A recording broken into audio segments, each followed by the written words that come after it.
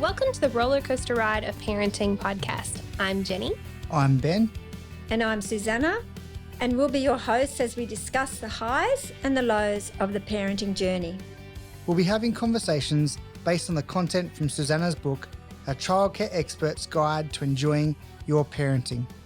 Throughout her time as a childcare owner and operator, Susanna has encountered many overwhelmed parents, and she wrote this book to encourage and equip them to be the best parents they can be. This podcast is an opportunity to share more tips and tricks around the challenges that parents face. It's our hope that through our shared knowledge, experiences, and conversations, we help you to better embrace your parenting and enjoy your roller coaster ride. Welcome back to the podcast. This week, we'll be discussing the importance of community throughout your parenting journey. We'll explore how to find this community and its positive impact on you and your children. We'll be referring to Susanna's book and sharing our experiences with you to encourage you and to help you on your parenting journey. So, Jen, what is it about community, especially in the context of parenting, that's so important to you? Oh gosh, I was just saying, I think this is my favorite topic, and it's probably because I grew up in such a small town. Okay. So I grew up in a small town with so many generations, so many aunties and uncles and family that's not family. So you could get in trouble off of anybody. That doesn't sound good to me. Well, I know I did not appreciate it because anything that I got in trouble with in the community was enforced at home. Whoa. But when I think back about it, I'm like, oh, it's such a great safety net for kids. Yeah.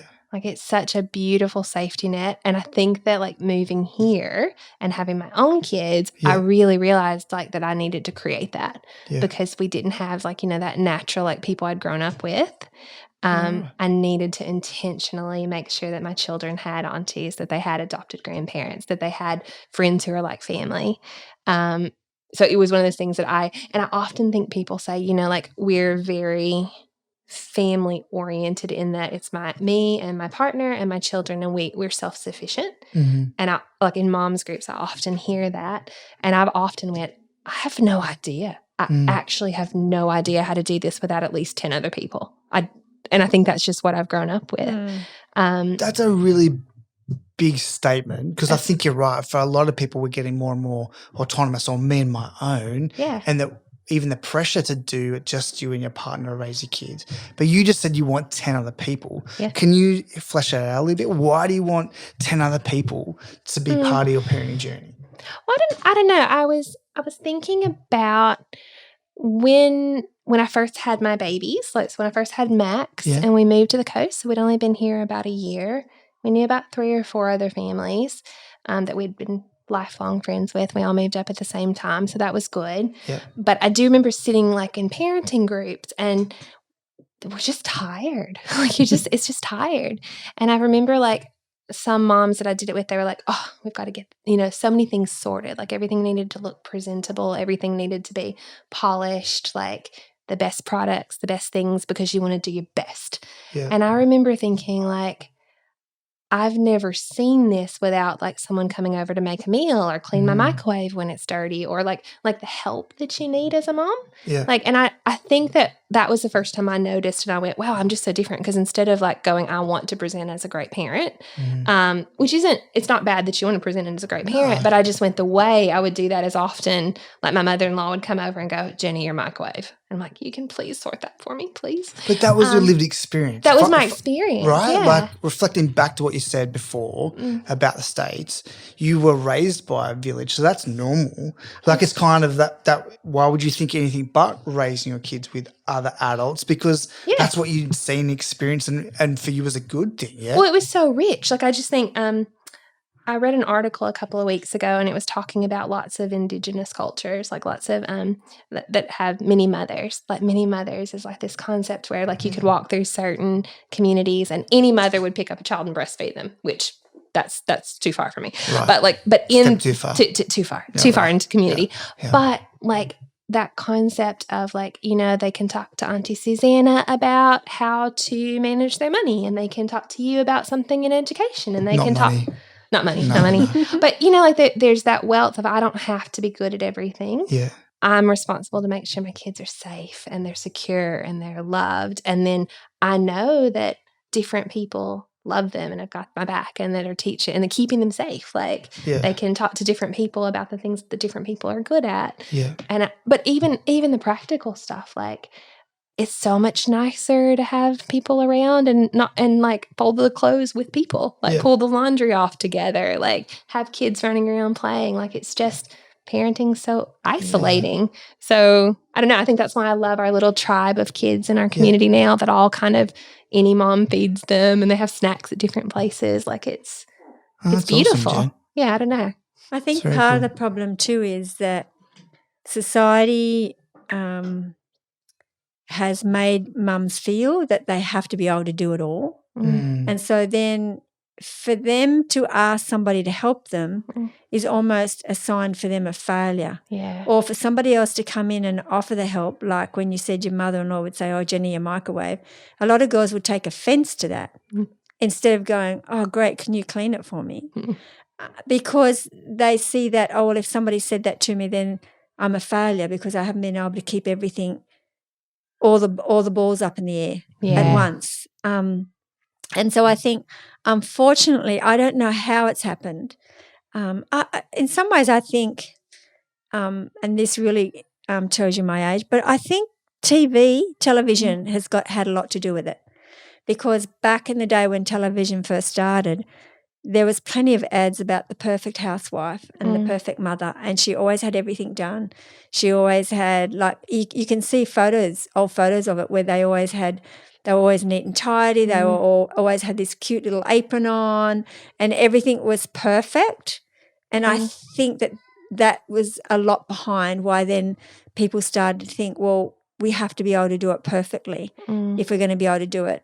And same old thing, thinking that perfection proves that I'm doing a good job, but actually not realizing that perfection can mean that the microwave will be a mess because you've been so busy using it to get meals for your family.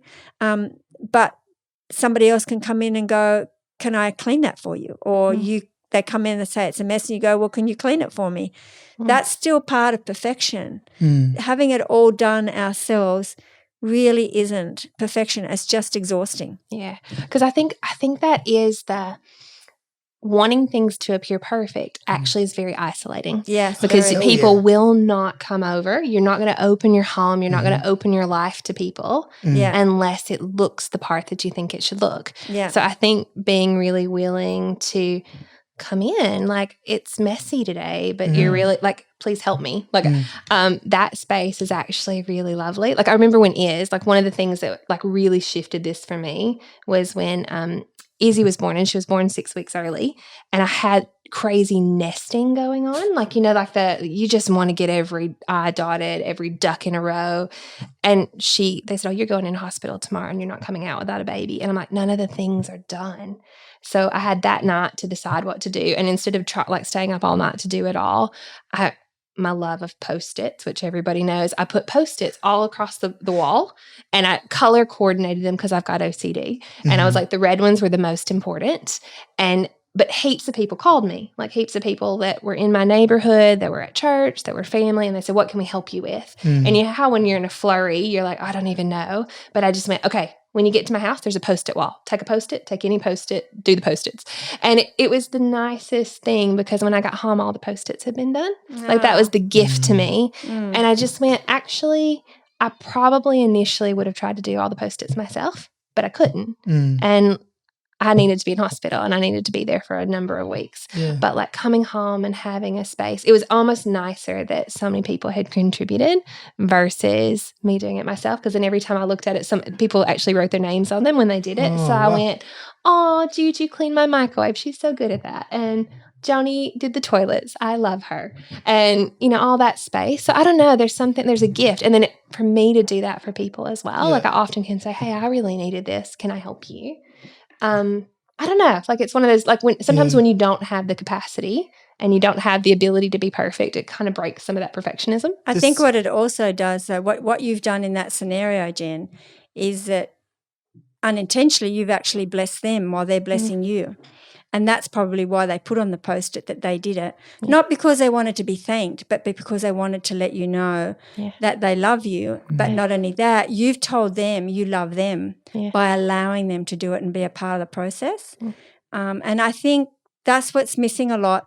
That's what a lot of what the whole village, raising a child with a village is about, is everybody being valued, everybody knowing that they are valuable. And then that creates a beautiful, safe environment for the child, and it's easier for the children then to know their value and that they are valuable because it's a spin-off. It's a spin-off that you get from the people doing it for you and they get by doing it for you and you allowing them to do it for you, because most people wouldn't allow that. Most people wouldn't have let that happen.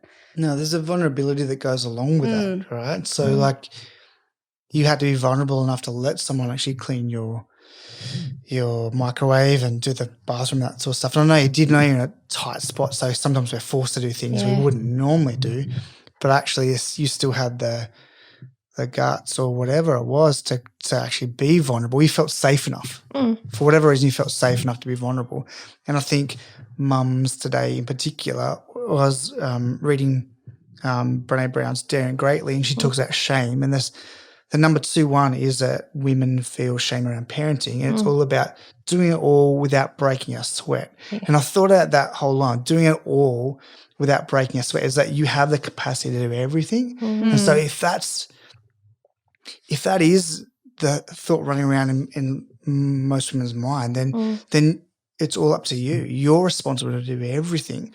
So then how do you actually allow other people to be part of raising your kids or be part of doing some housework for you, even if you are struggling?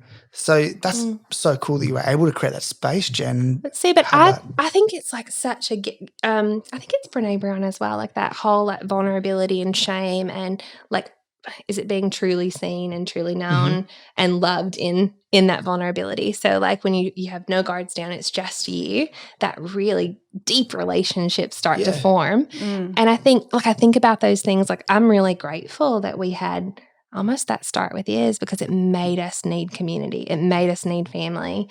But now I see my kids are getting the richness of that. Like we have all of these aunties that are not blood aunties and people who love my kids, but they have that richness of being, I don't know, I just see them running around a community, and, you know, when they bump their knee, they run to Michelle's house because she's a paramedic, and it's just not done until Michelle checks it off. The professional, because mom couldn't do a Band-Aid for that. And then they've got Auntie Kathy next door, who's a kindergarten teacher, and she helped Izzy with reading when Izzy was struggling with reading. And it's all these people with the skills that are better than mine. That are complementary, but then I have skills for their kids, you know, like it's that front door where people run in because come grab eggs from my house versus drive all the way to the shops, you know, like, but that you're needed and you need others, like that village and that community is beautiful. Actually, I did hear something funny the other day. Is one of my neighbors, they told me that for the past year, that Max and Izzy, because they don't want to run all the way home to go to the bathroom, they'll just knock on their door and say, toilet, please. And then they run in. I'm like, that's really embarrassing. But they're like, oh, no, we love it. Like, we love seeing them. And we love that, like, you know, they're comfortable. Like, if they were ever scared, they would just run in our door. Like, they would. So how'd you create that, right? You're an American living in Australia. You're not near your own family. The community you're talking about, how long have you been in Catho for? Actually, not a long time. Like, there's quite a few people that we've known longer. So we've built our houses together. So we've probably known our neighbors for about 6 years. Okay. Because we bought our land a long time ago and we've lived in the region. But I don't know. I think it is intentional. Like, it's because that a lot of people wouldn't have what you've got, right? No. But everybody has the opportunity to have what you have because you've been able to create community in an Australian community without that blood family. So I think take us back a bit. How would you actually do that? I think one of the keys potentially is the same as what happened when your father and I built our first house, because it was on a new estate. Yeah. And there was a lot of people our age group building the new houses with either came into the houses with no children or just starting the family or the families were the same age.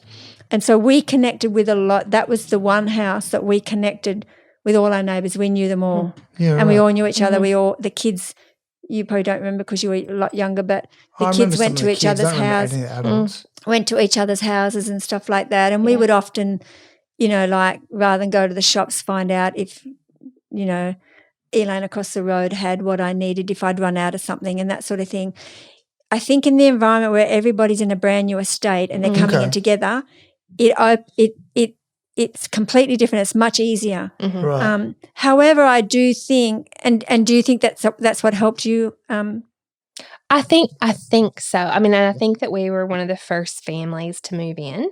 So I think that we often, like you can create the culture that you want. And I think that I often, because I'm so like people person, I just I know it's just totally, but like I created ways to like I might even like I have one egg left. I actually need to go to the grocery store later, but I'm going to go next door and ask for an egg. That space, like, so it makes that time to actually just talk to people. Yeah. But I think it is interesting though, like our little community, but we've had that in a number of communities as well. Like when we lived in an established community across the road on the lakeside, there was families that had lived there for generations. And I thought the thing that was the cutest is there was little ladders over the fences all the way down where the kids wouldn't have to go on the road; they could just end up in people's yards. So again, it's the children, isn't it? When they've got the children the same age, or similar ages, you can create it. And I know the same thing happened to me where I grew up. It was the same thing. It was an estate where people moved in, they had children much the same age and all the rest of it, and so it was easy to become a community, and you all knew each other, and the kids go to school, the same school, and all that sort of thing. So I think that really helps. One thing that I have really noticed that I thought was really interesting is there's a number. So in our little community, we're probably the poorest people in the community for sure. So there's a lot of people who are retired. They've built their, forever beautiful homes, and their grandkids are living interstate. Like there's a number of people who are, they have teenagers. Like, so the paramedic, they have teenagers in their 20s. Like they don't have little kids in their house at all. But we've kind of connected over just different conversations and things. But it's interesting. They're like, often when Max and Izzy run into like, the grandparents' house, they're like, it's just so nice to have kids around because we desperately are missing our grandkids. Yeah. So it's actually, because I thought initially, oh, please don't be too noisy outside their house. They don't have to deal with children this week. Like they are fine. And they said during COVID, like when all the virus stuff was happening over the past couple of weeks, they just went, oh, Jenny, can you just get the kids to run in our yard and scream for a little bit? Because we just miss it. Which I thought, it's so nice how it's just a beautiful complementary space. And I'm sure like it's not perfect by any means, but it's nice how, like it's kind of like it's kind of that generous thing where you were saying that like it's almost blessing someone else when you need something because it gives them the opportunity to give something. I think the Central Coast too, where we all live, has a great opportunity to create a community because a lot of people move up here from Sydney away from their families. Yeah. And so I know that happened to us when we were young, that most of our friends with children the same age as ours, they were away from their parents and we were away from our parents. And so that, I think, and away from their siblings, like I was away from my siblings, that helped us then to create like that, you're saying the aunties and uncles that weren't blood family, but and create that community. Obviously going to church helped that as well because we were with people the same age group, but schools, play groups, things like that. I think it's easier for the mums to do it, unless you're a stay-at-home dad, then he would be in the position because he's dropping and picking up the kids and that sort of thing. But it still has to be intentional. It definitely has to be intentional and planned for it to happen.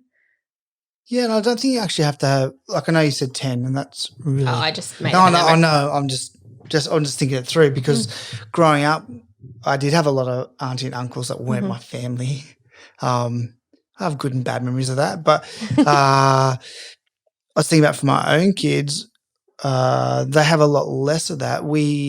All my siblings are around and fairly a big part of our life, but we lived my wife's best friend and her hubby, the girls do call Uncle Carl and Auntie Em, and we've been very intentional about that relationship. We've even lived beside each other for a while and that sort of stuff. That's how intentional we were. But even outside of that, I think just having someone that the girls can talk to or see some form of parenting, have different skill sets than what Nell and I do, and then being part of a bigger village and looking for people, even people that have kids older than me or whatever, and actually choosing to – we've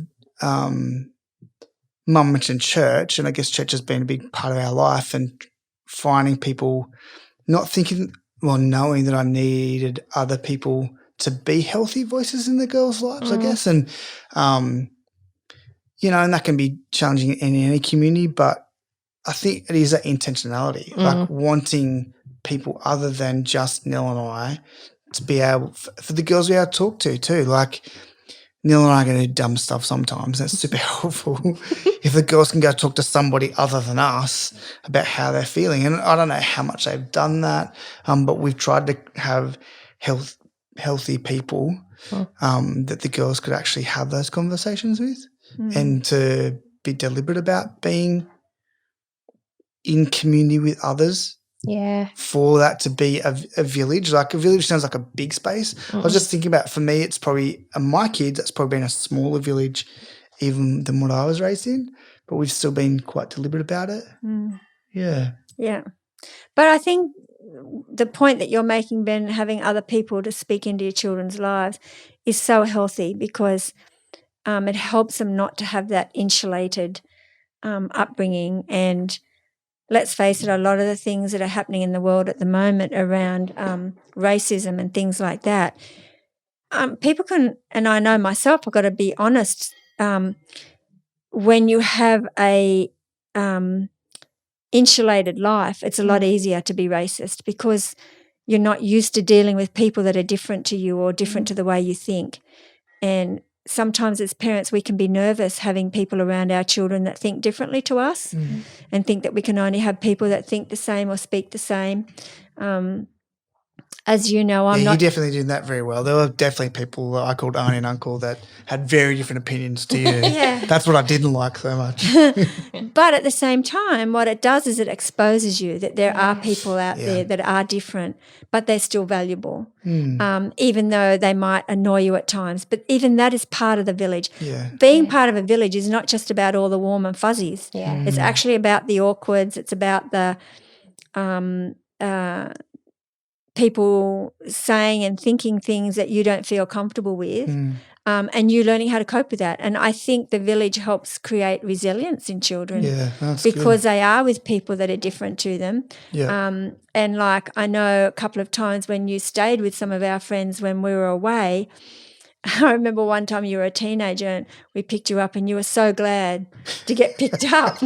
But again, what it did was it showed you there's another side of life, because let's face it, we're all like it as children. What our family unit is like, we think the whole world is like. Yeah. So if we don't expose them to the different people, then they're not going to understand that. Obviously, we have to be very careful who we're exposing them to.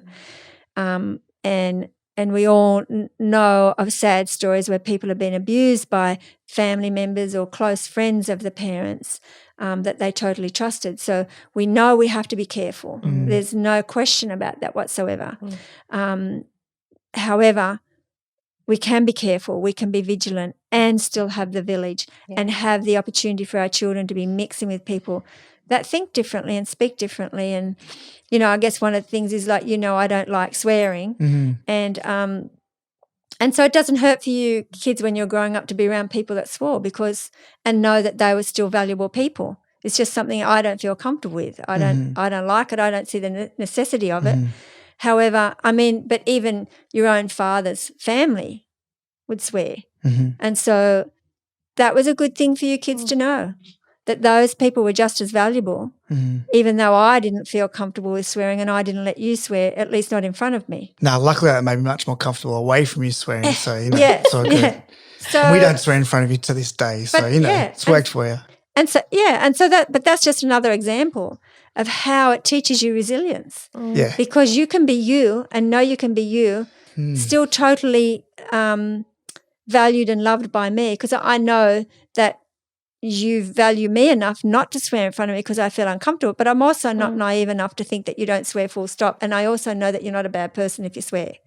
Does that make sense? I'd never put that resiliency piece to it, but I can see what you're saying. You did bring us up in an environment where people that thought really differently to you really valued them and their opinions and gave space. Well, they were valuable people despite the way they thought or acted you were really deliberate about that. So that was confusing and frustrating, I guess, sometimes as a kid, but it also helped me to value people that were different to me, I guess, and to place value upon them. Yeah, and it definitely made me appreciate you more. You're right. I can't remember that time coming home, but I do remember being with other people's families sometimes, getting home and going, wow, this is good. I feel safe. I feel loved. I feel appreciated here. And potentially your friends that came and stayed with us felt the same thing when they went home. Like, because ours, I'm just saying. I know they did. We're not setting it up that ours was the perfect place and nobody else's was. It's just it was different. Yeah. And so again, it's still teaching resilience to children, and it's teaching us to love and value and accept people that are different and think differently to us. But also there was a lot of value that you received from them as well while you were staying with them. Totally. I remember having conversations at like 15, 16, arguing with some of my mates about whose family was healthier. So like clearly we did have differences of opinions like about who, So it's interesting reflecting on some of that stuff. Yeah. But being part of a community and being exposed to people who are different, is such a big deal. Yeah. And in your case, Jenny, with the kids going to the older people's houses and things like that in the community, that's just teaching them so much richness. That's teaching them how to communicate with all age groups, which is a huge communication tool that you're giving your children. I actually thought like it's that resiliency, but it's also that real empathy and that ability to speak other languages and be able to. I remember one thing when Maxie was in kindergarten, his teacher, she said to me, it's so funny. Max speaks very differently to me than he does to the children in the room. And I was like, what does that mean? Like, what do you mean? And she said, he uses different words. He communicates differently to different people. And I said, it's probably because he spent a whole lot of time with different adults. Like he spent time with different and probably different from people from different countries. Yeah. But I do remember one time, and it was actually really funny because we have Uncle Wayne, and Uncle Wayne is like a really respected leader in the Aboriginal community on the coast. Awesome. And we worked together for years. But Max used to get toted along to all the work things, and he was like just part of the mob. Like he was just like a part of, he to this day says, I'm an American, New Zealand, Australian, Aboriginal kid. And we're like, you're not Aboriginal. But he's like, I am. And so, but one thing that was really funny is he came home from school, like they had done a unit on like Aboriginal history, and he was in first grade, so he was little. Yeah. And he said, Mom, did you know that Uncle Wayne only eats fish and berries because that's what Aboriginal people eat? And I was like, I don't think that's true. Like, I don't think that's true. And he said, no, we learned about it in school and we did the dot paintings, and it was like so much. And I said, why don't we call Uncle Wayne? And I thought it was so beautiful that he had like, Uncle Wayne wasn't offended by Max. Uncle Wayne loves Max. Yeah. And he said, yeah, that's true. Like used to, that's true. Like there was a lot of fish and berries and things that were really healthy that we could source. But he said, now I really enjoy a burger and a beer. So we probably, do you want me to come to your class and talk about that? Like, so is that real, like so something that could, like, if you're not exposed to other cultures, like down the track being really racist or being really ignorant to something. I'm like, he didn't learn about it from a textbook. He learned about it from someone he loved. Yeah. Which is beautiful. And he knew that. I thought, that's giving him that insight and that ability to see so many perspectives and not to take everything at face value. Yeah. And I really loved last week where Anna, my daughter, so she has been now for 20 years every year going to up to Taree. And has a strong connection with the Aboriginal community up there, she and a whole lot of her friends. And so their uncle is Uncle Russ, and he came down to do a podcast teaching thing for Little Miracles with Anna. And the children were so excited about him coming. Anna's children were. And unfortunately, Anna had him so busy all day recording these sessions that the children missed out on seeing Uncle Russ. And we minded them that night because Anna and Joel were taking Uncle Russ and Auntie, I forget her name, out for dinner. And the kids were like so disappointed. Yeah. And so again, it's another form of village that, and the more we can expose our children in the village environment to different types of people, different nationalities, people that are different to us, the stronger they're going to be, and the broader their education, and they're going to be interested in discovering more things as well, because they'll be used to learning new things. So a village doesn't necessarily have to just be one set of people either. Yeah. A village can be different sets of people. Like, you know, with Max, Uncle Wayne isn't the only. The village, the people that he's with isn't the only village that Max is in. He's in others, and same with Anna's kids. They have a village of other friends. But, so I think that's important to remember as well, that it doesn't have to just be the one group of friends is our children's village. So good. There can be lots of different little villages. Yeah, because if we can be connected to different people from different cultures or creeds or whatever, it places humanity on that person because you know them, so they're human, not a person on a page or that you see on telly, but they're an actual human being that you've had some connection with. So it's harder to stigmatize someone that you know. It's harder to have a conversation where you're like, it's not an other. Yeah. It's a person that I've shared a meal with, that I have relationship with.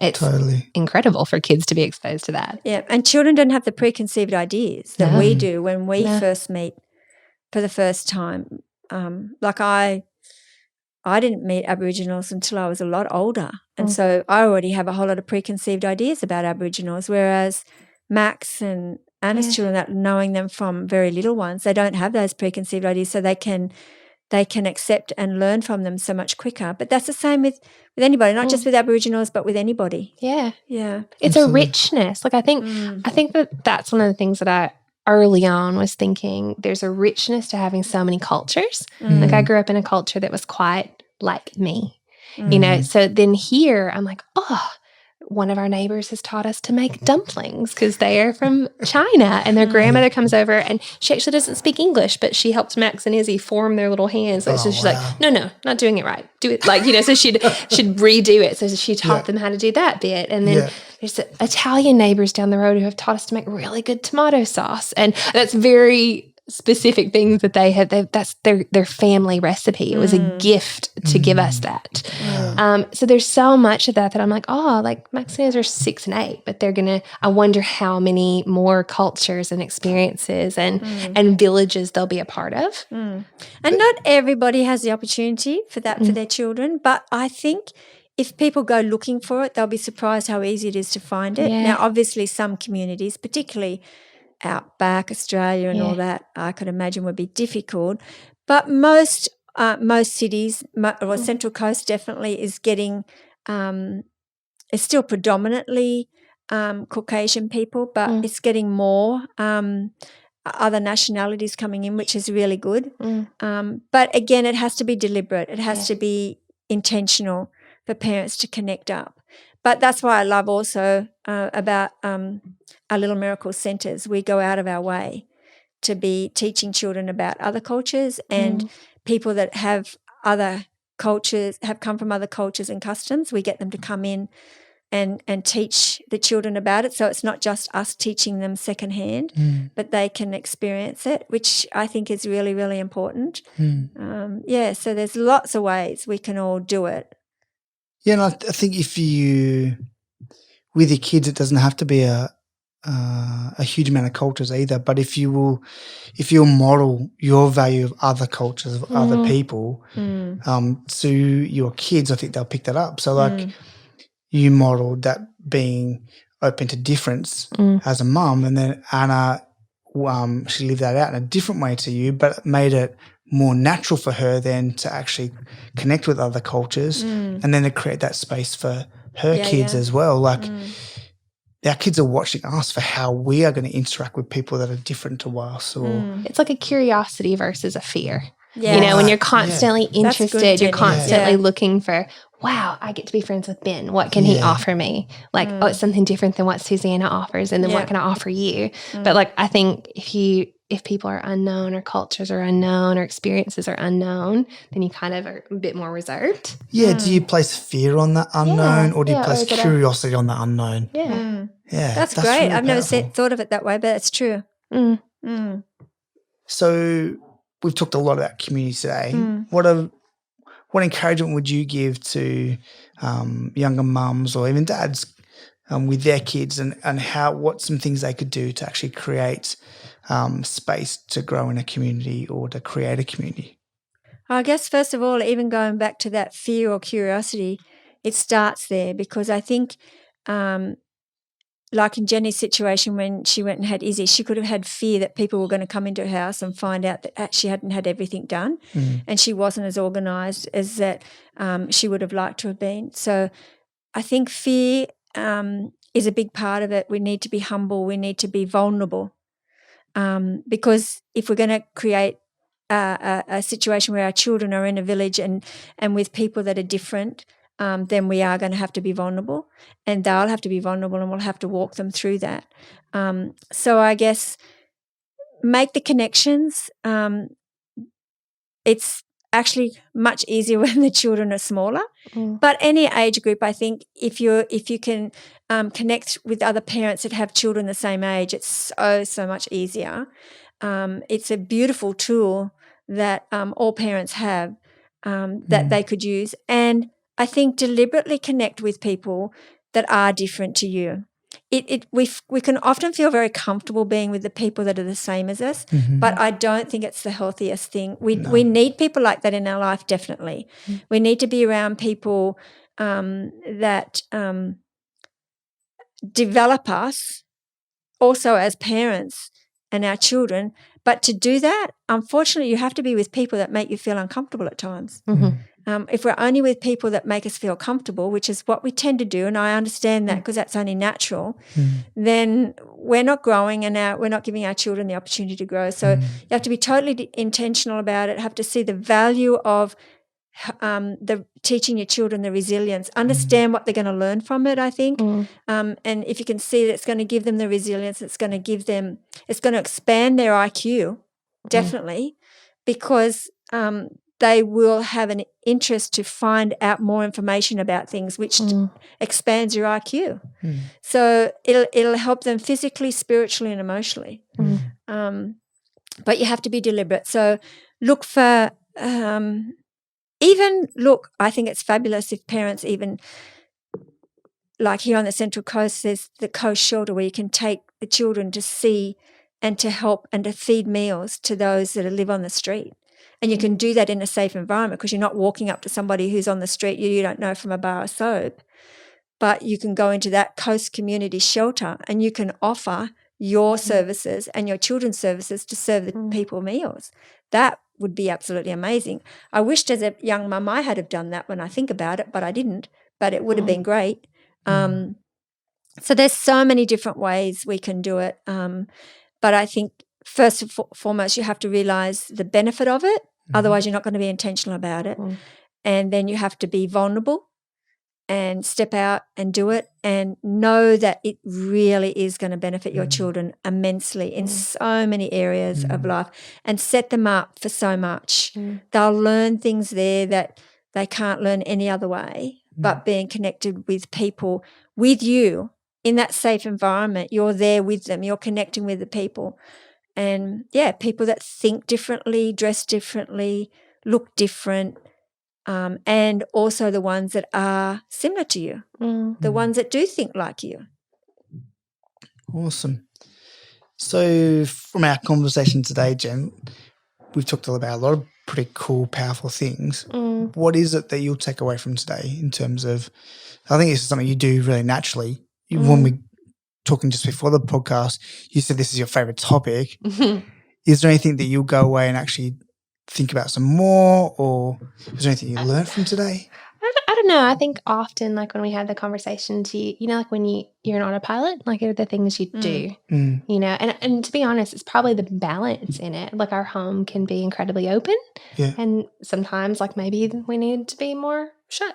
Like, you know, so sometimes like what that community looks like, if it's healthy, if it's safe, if it's, you know, all those things that you probably need to reassess over time. Like, so it just doesn't become the thing we do, but it is really intentional. Yes. You know, like we're connecting with people in really healthy, really beautiful ways. So, I mean, I think that's probably, it is really important, and it's a little bit scary sometimes to do it. I don't know. I mean, even I think involving Max and Iz in those conversations now and going like, you know, who are the people that you want to be friends with? Who are the families that you want to bring into our community? Like, you know, letting them have some choice and autonomy in that as well, now that they're big enough to do that. So, Awesome. No, thank you. It's very cool. I appreciate that. Very Just cool. the way that you've entered into the conversation, but even I appreciate your desire to learn too. Like you brought so much to today's conversation, but hearing how that actually spurs you on even further and to process that's really cool. Everybody needs a bit of Susanna wisdom for the week. Is that what it is? I think that's what it is. Okay, fair enough. We wish. Well, we really appreciate everybody being part of this podcasting journey with us. If you would actually like to find out more about us, we're on Facebook at Enjoying Parenting.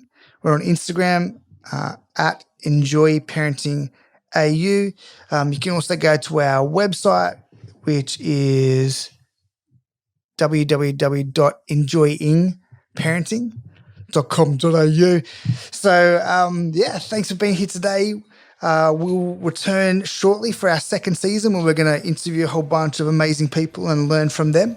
So thanks for joining in with our conversation today, and remember to enjoy your roller coaster ride.